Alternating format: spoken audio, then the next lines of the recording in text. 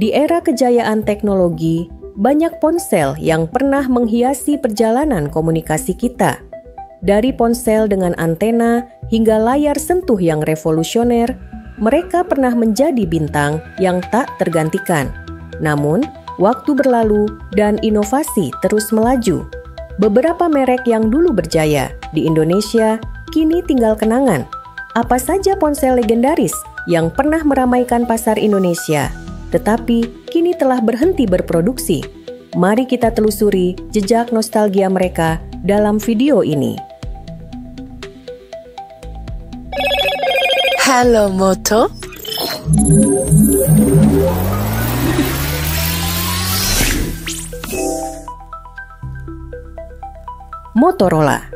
Motorola, salah satu merek ponsel legendaris asal Amerika Serikat, memiliki sejarah yang cukup panjang di Indonesia. Memulai debutnya di pasar tanah air pada era 1990-an, Motorola dikenal sebagai pelopor inovasi teknologi komunikasi. Produk-produk ikonik seperti Motorola StarTAC dan Motorola Razr sempat menjadi simbol status dan kemewahan di zamannya. Pada masa kejayaannya, Motorola sukses menarik perhatian masyarakat Indonesia dengan desain yang futuristik dan teknologi yang canggih. Sebagai salah satu pemain utama di industri telekomunikasi global, Motorola turut mendominasi pasar ponsel fitur sebelum era smartphone. Namun, memasuki tahun 2000-an, Motorola mulai menghadapi tantangan besar. Persaingan yang semakin ketat dari merek-merek baru seperti Nokia, Samsung, dan Apple membuat Motorola kehilangan pangsa pasarnya secara perlahan. Meskipun mencoba bangkit dengan meluncurkan beberapa model smartphone berbasis Android seperti seri Moto G dan Moto X, upaya ini tidak cukup untuk mempertahankan eksistensinya di Indonesia.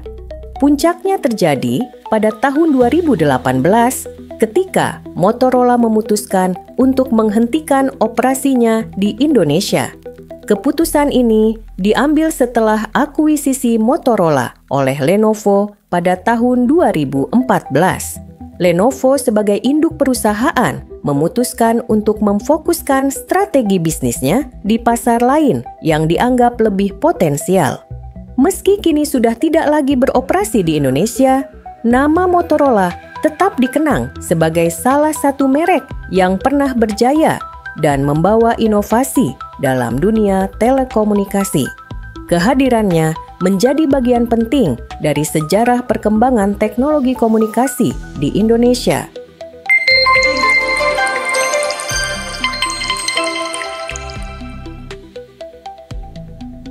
Lenovo.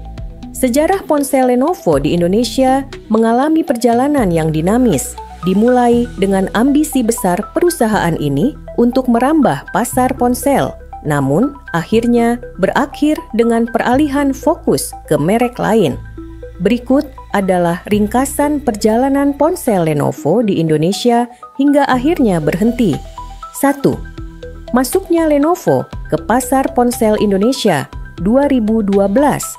Lenovo pertama kali memasuki pasar ponsel Indonesia pada tahun 2012. Sebelumnya dikenal sebagai produsen komputer dan laptop, Lenovo memutuskan untuk memperluas bisnisnya dengan memproduksi ponsel pintar. Model pertama yang diluncurkan adalah Lenovo P700i, sebuah ponsel Android dengan layar 4 inci dan dukungan dual SIM. Dengan harga yang terjangkau dan spesifikasi yang cukup baik, produk ini mendapat respons positif di pasar Indonesia. Pertumbuhan dan ekspansi produk 2013 sampai 2014. Pada tahun 2013 dan 2014, Lenovo terus memperkenalkan serangkaian ponsel Android dengan berbagai varian harga, termasuk Lenovo A-Series, S-Series, dan Vibe Series. Model-model ini hadir dengan berbagai fitur menarik seperti desain slim, layar besar, dan kamera berkualitas. Lenovo Vibe X dan Vibe Z adalah beberapa ponsel flagship yang berhasil menarik perhatian dengan desain premium dan spesifikasi mumpuni. Lenovo juga memperkenalkan ponsel dengan harga terjangkau seperti Lenovo A7000 yang dilengkapi dengan layar besar dan kualitas audio yang sangat baik, menjadikannya pilihan populer di kalangan konsumen Indonesia. 3. Akuisisi Motorola 2014. Pada tahun 2014, Lenovo mengakuisisi divisi ponsel Motorola dari Google. Ini mengubah strategi Lenovo dalam memasarkan ponsel. Meskipun ponsel-ponsel Lenovo masih diluncurkan di Indonesia, mereka mulai menggabungkan teknologi dan inovasi dari Motorola yang terkenal dengan ponsel seri Moto G dan Moto E. Lenovo mulai memfokuskan pengembangan ponsel di bawah merek Motorola dan mengurangi penggunaan merek Lenovo untuk kategori ponsel. 4. Peralihan fokus ke Motorola 2015 sampai 2017. Pada tahun 2015, Lenovo memutuskan untuk fokus pada pengembangan ponsel melalui merek Motorola. Sementara ponsel Lenovo lebih banyak disalurkan ke pasar-pasar lain dengan strategi yang lebih terbatas. Model-model Motorola seperti Moto G dan Moto E semakin populer di Indonesia, sementara ponsel Lenovo yang sebelumnya sempat merajai pasar mulai tersingkir. LG. Ponsel LG di Indonesia memiliki sejarah yang cukup panjang, penuh dengan pencapaian, inovasi, serta tantangan. Merek asal Korea Selatan ini memasuki pasar ponsel Indonesia pada awal 2000-an dan sempat menjadi salah satu pemain besar di pasar ponsel. Namun, pada akhirnya LG memutuskan untuk menghentikan produksi ponsel di Indonesia setelah menghadapi persaingan ketat di pasar global. Berikut adalah narasi perjalanan sejarah ponsel LG di Indonesia hingga akhirnya berhenti. 1.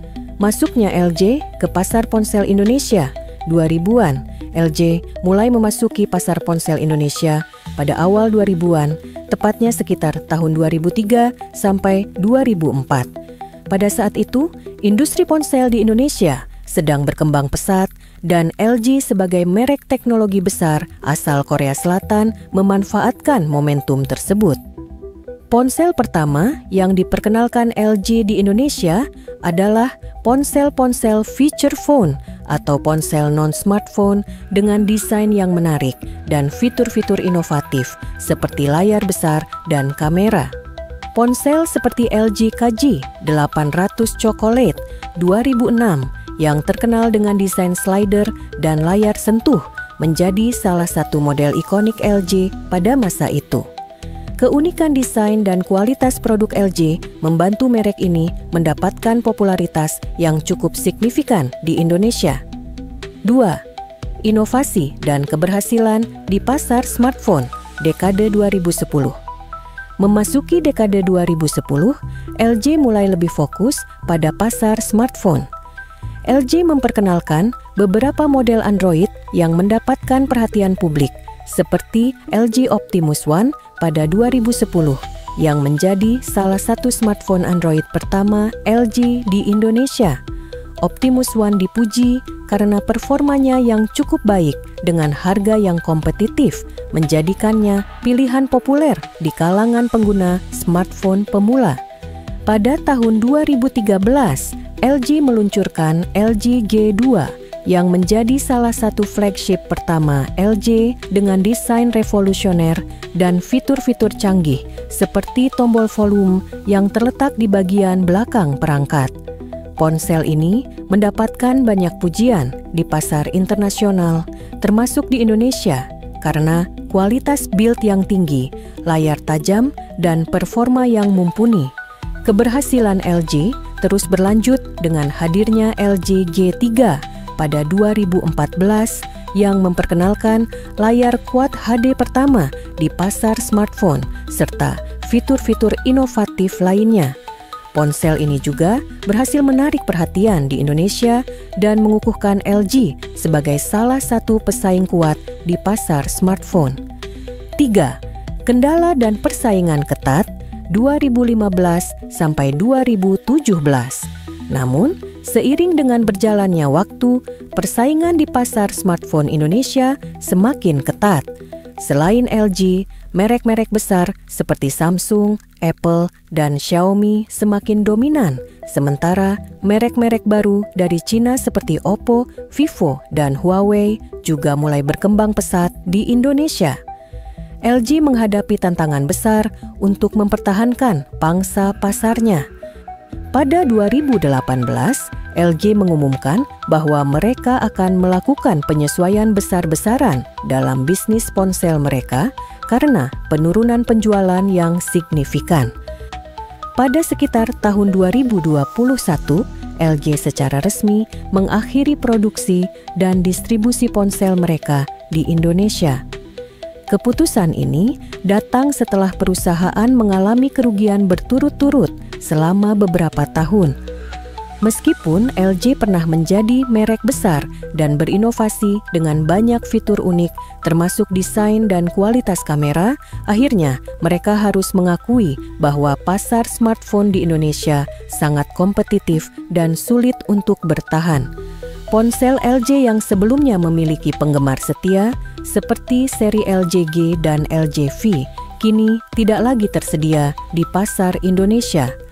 LG akhirnya memutuskan untuk berfokus pada segmen lain yang lebih menguntungkan, sementara bisnis ponsel mereka diambil alih oleh merek-merek lain yang lebih mampu bersaing di pasar yang terus berubah. Sony. Perjalanan ponsel Sony di Indonesia memiliki sejarah yang panjang dan penuh dinamika. Sebagai salah satu merek teknologi asal Jepang yang terkenal, Sony pada awalnya berhasil merebut hati konsumen dengan berbagai inovasi pada produk ponselnya. Namun, meskipun Sony sempat meraih kesuksesan besar, akhirnya mereka harus berhenti memproduksi ponsel pada beberapa tahun terakhir. Berikut adalah narasi perjalanan sejarah ponsel Sony di Indonesia hingga akhirnya berhenti. 1. Awal masuknya Sony ke pasar ponsel Indonesia, 2000-anan. Sony pertama kali memasuki pasar ponsel Indonesia pada awal 2000-anan. Pada masa itu, Sony sudah dikenal sebagai pemimpin pasar dalam kategori produk elektronik seperti televisi, audio, dan kamera. Menggunakan reputasi tersebut, Sony memutuskan untuk memperkenalkan ponsel dengan inovasi yang menggabungkan teknologi audio dan kamera canggih. Ponsel pertama yang diperkenalkan Sony di Indonesia adalah hasil kerjasama dengan Ericsson, yaitu Sony Ericsson, sebuah merek yang lahir pada 2000, setelah Sony membeli sebagian saham Ericsson. Kemitraan ini menghasilkan beberapa model ponsel yang cukup populer, seperti Sony Ericsson T90UP-i 2002 yang memiliki layar warna dan kemampuan untuk mengirim pesan multimedia (MMS), serta Sony Ericsson K750i 2005 yang terkenal dengan kamera 2 megapiksel yang sangat baik untuk waktu itu. Sony Ericsson dengan cepat mendapatkan tempat di hati konsumen Indonesia, terutama karena kualitas kamera dan fitur-fitur multimedia yang ditawarkan, yang menjadikan ponsel Sony Ericsson lebih dari sekadar alat komunikasi. 2. Keemasan Sony Ericsson dan inovasi dari 2005 sampai 2010. Sony Ericsson meraih popularitas besar di Indonesia. Salah satu seri yang sangat disukai adalah Sony Ericsson Walkman Series yang menonjolkan kemampuan ponsel dalam memainkan musik dengan kualitas suara yang sangat baik.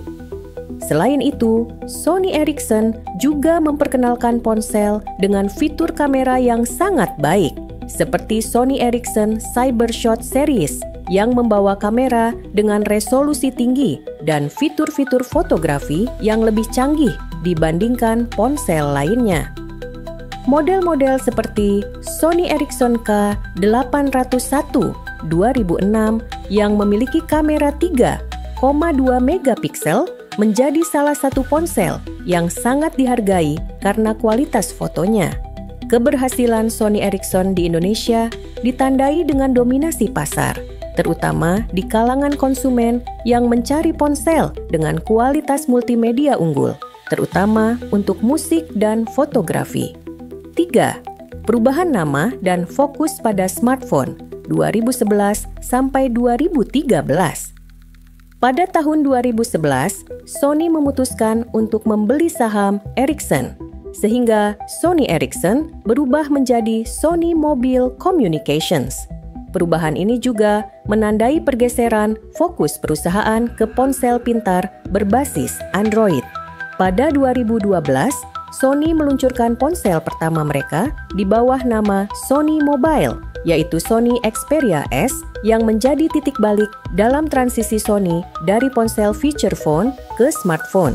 Sony Xperia S diluncurkan dengan desain premium, layar HD, dan kamera 12 megapiksel yang membuatnya sangat populer di pasar Indonesia. Setelahnya, Sony terus merilis rangkaian model Xperia dengan berbagai ukuran dan fitur, termasuk Xperia Z Series yang terkenal dengan daya tahan air dan debu, serta kamera berkualitas tinggi. Pada periode ini, Sony Xperia menjadi merek smartphone yang cukup dihargai di Indonesia, berkat desain yang elegan dan kualitas kamera yang luar biasa. Namun, meskipun kualitas produk sangat baik, Sony menghadapi persaingan sengit dari Samsung, Apple, dan merek-merek baru dari Cina seperti Xiaomi, Oppo, dan Vivo yang menawarkan harga lebih kompetitif. Keempat, tantangan pasar dan penurunan penjualan 2014 sampai 2017. Meski memiliki produk unggulan, Sony mulai mengalami kesulitan dalam mempertahankan pangsa pasar di Indonesia. Persaingan yang semakin ketat serta harga ponsel yang semakin bersaing membuat konsumen lebih memilih merek yang menawarkan ponsel dengan harga lebih terjangkau seperti Xiaomi dan Oppo. Sony juga menghadapi kesulitan dalam menjangkau pasar menengah yang saat itu lebih disukai oleh konsumen Indonesia. Sementara harga ponsel Sony Xperia cenderung lebih tinggi dibandingkan pesaing. Walaupun tetap meluncurkan berbagai model flagship seperti Xperia Z5 dan Xperia XZ, penjualan Sony di Indonesia terus mengalami penurunan. Sony juga kesulitan dalam hal pemasaran dan distribusi di Indonesia, yang menyebabkan mereka kurang bisa bersaing dengan merek-merek yang lebih agresif dalam melakukan promosi. Keputusan untuk berhenti memproduksi ponsel 2018 sampai 2020. Pada sekitar tahun 2018, Sony mengumumkan bahwa mereka akan mengurangi produksi ponsel di beberapa pasar, termasuk Indonesia, karena penurunan penjualan yang signifikan. Meskipun Sony terus meluncurkan ponsel seperti Xperia 1 dan Xperia 5, pasar Indonesia semakin tergerus oleh dominasi merek-merek lain yang menawarkan produk lebih terjangkau dan lebih sesuai dengan kebutuhan konsumen Indonesia. Pada 2020, Sony akhirnya memutuskan untuk menghentikan penjualan ponsel Xperia di Indonesia. Meskipun mereka masih hadir di beberapa pasar global dengan ponsel Xperia, Indonesia menjadi salah satu pasar yang tidak lagi dijangkau oleh produk ponsel Sony. 6. Berakhirnya era ponsel Sony di Indonesia, keputusan Sony untuk menghentikan produksi dan distribusi ponsel di Indonesia menandai berakhirnya era ponsel Sony di pasar ini.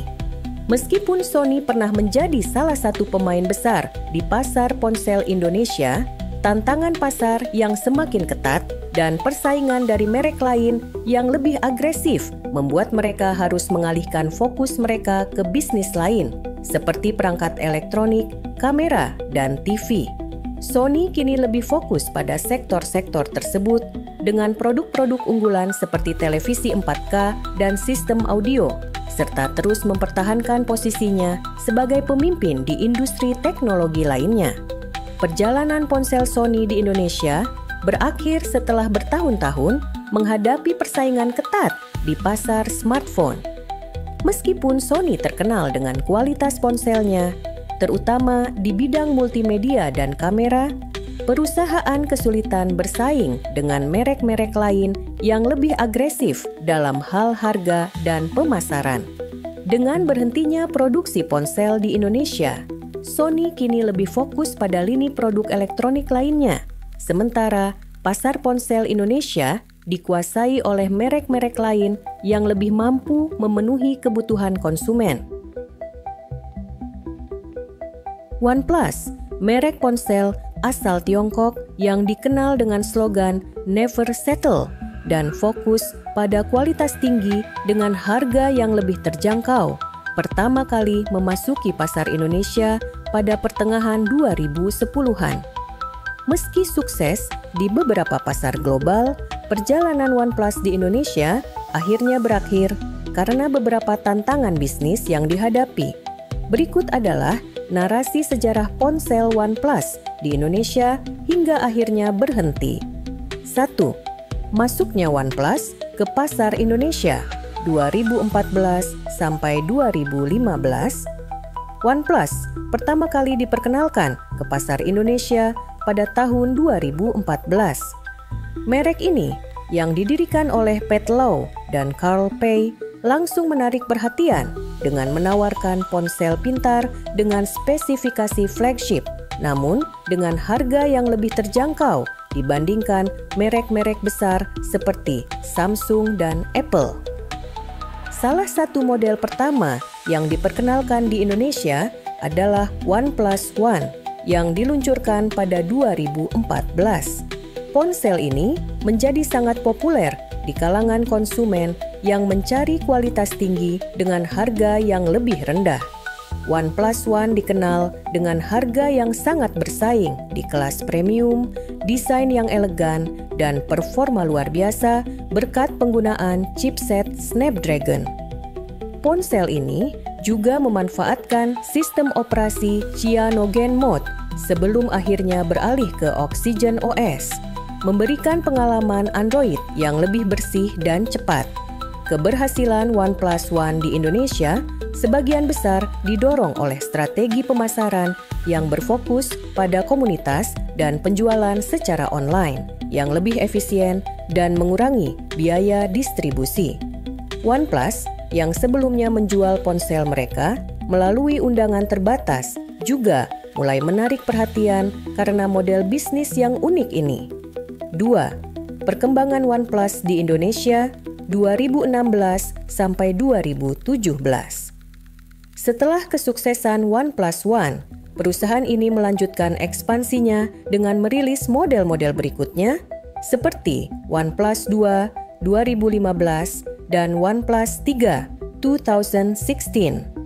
Seri-seri tersebut terus mengukuhkan posisi OnePlus sebagai pilihan ponsel flagship dengan harga yang lebih terjangkau. Namun, meskipun OnePlus terus merilis ponsel-ponsel dengan spesifikasi unggul seperti OnePlus 3T dan OnePlus 5, merek ini menghadapi kesulitan untuk membangun kesadaran merek yang kuat di Indonesia. Strategi distribusi yang masih terbatas dan ketergantungan pada penjualan online menghambat pertumbuhannya di pasar yang sangat kompetitif seperti Indonesia. Selain itu, pesaing seperti Xiaomi, Oppo, dan Vivo semakin agresif dalam hal harga dan pemasaran. 3. Tantangan dan persaingan ketat 2018 sampai 2020. Pada tahun 2018 dan 2019, OnePlus meluncurkan beberapa model seperti OnePlus 6 dan OnePlus 7 yang semakin menunjukkan keunggulan dalam hal desain, performa, dan kamera. OnePlus mulai merambah ke pasar kelas menengah dengan menghadirkan OnePlus Nord pada tahun 2020 yang ditujukan untuk merebut perhatian konsumen yang menginginkan ponsel berkualitas dengan harga lebih terjangkau. Namun, di Indonesia, OnePlus kesulitan mempertahankan posisinya di tengah persaingan sengit dari merek-merek lain. Meskipun produk OnePlus menawarkan kualitas unggul, merek lain seperti Xiaomi dan Realme berhasil memanfaatkan harga yang lebih agresif dan jaringan distribusi yang lebih luas. Konsumen Indonesia juga lebih cenderung memilih ponsel yang mudah dijangkau di pasar offline atau yang didukung dengan layanan purna jual yang lebih kuat.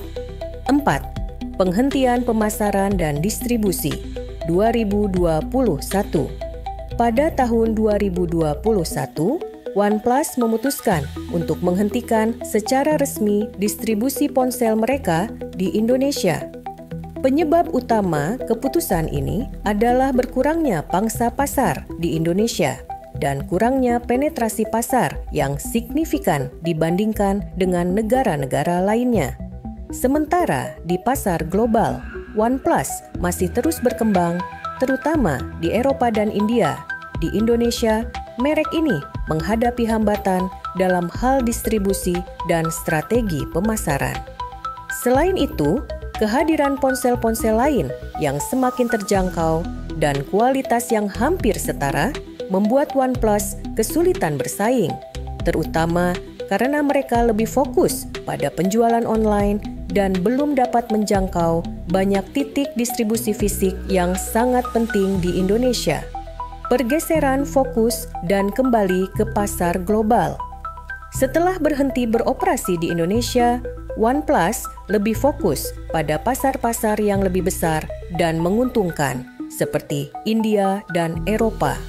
Mereka terus meluncurkan ponsel-ponsel flagship yang menawarkan teknologi mutakhir dan kualitas premium, seperti OnePlus 9 dan OnePlus 9 Pro pada tahun 2021, serta OnePlus Nord 2 di segmen menengah. Meskipun OnePlus berhenti beroperasi di Indonesia, merek ini terus berkembang di pasar global, terutama setelah integrasi lebih lanjut dengan Oppo, yang semakin memperkuat jaringan distribusi dan pengembangan produk mereka.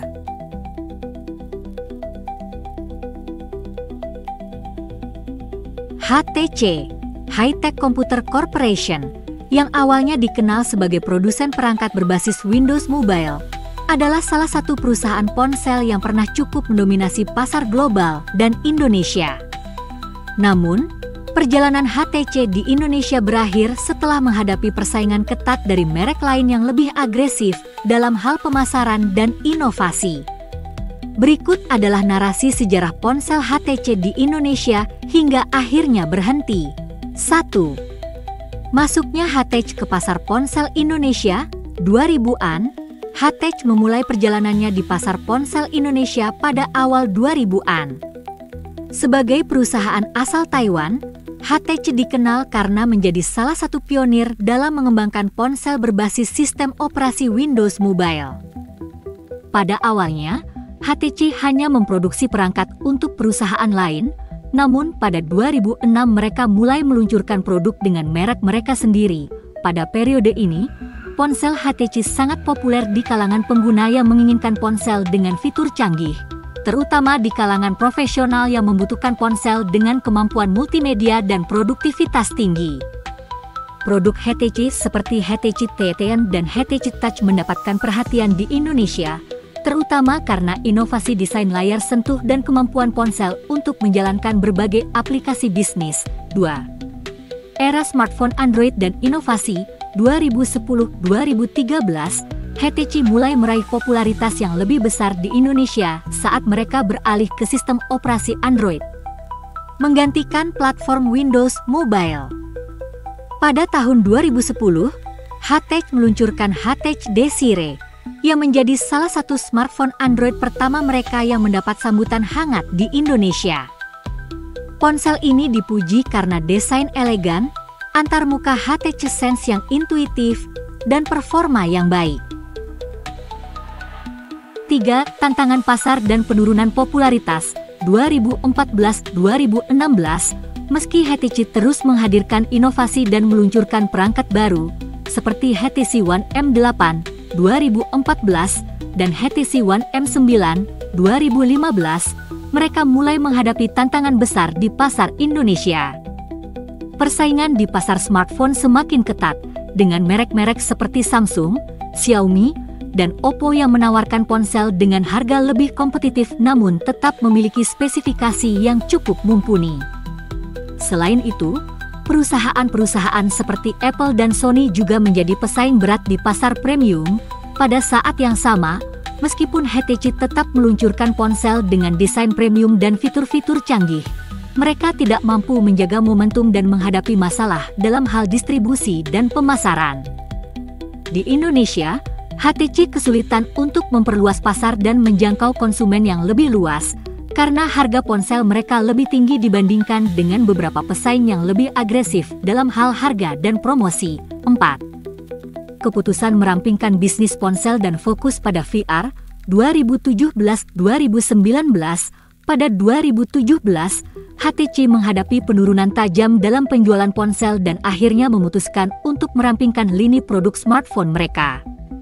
Mereka mulai lebih fokus pada sektor teknologi lain, terutama pada perangkat virtual reality (VR), melalui produk HTC Vive yang menjadi salah satu pionir dalam industri VR. Keputusan ini semakin jelas ketika HTC mengumumkan akan mengurangi investasi di pasar ponsel dan fokus pada perangkat keras VR dan bisnis teknologi lainnya. Di Indonesia, produk ponsel HTC sudah sangat jarang ditemukan di pasaran, dan perusahaan semakin menutup distribusi ponsel mereka di wilayah tersebut. 5. Berhenti memasarkan ponsel di Indonesia 2020. Pada tahun 2020, HTC secara resmi mengakhiri produksi dan pemasaran ponsel di Indonesia. Keputusan ini diambil setelah bertahun-tahun mengalami penurunan penjualan dan kesulitan dalam bersaing dengan merek-merek besar yang mendominasi pasar. Meski HTC masih aktif di sektor lain seperti VR dan blockchain, mereka tidak lagi berpartisipasi dalam pasar ponsel Indonesia. Jadi ponsel apa yang pernah kalian gunakan dari sekian merek legendaris tersebut? Tuliskan kesan kamu di kolom komentar. Terima kasih sudah menonton video ini. Jika kamu suka, silahkan like dan subscribe agar tidak ketinggalan video menarik lainnya. Terima kasih.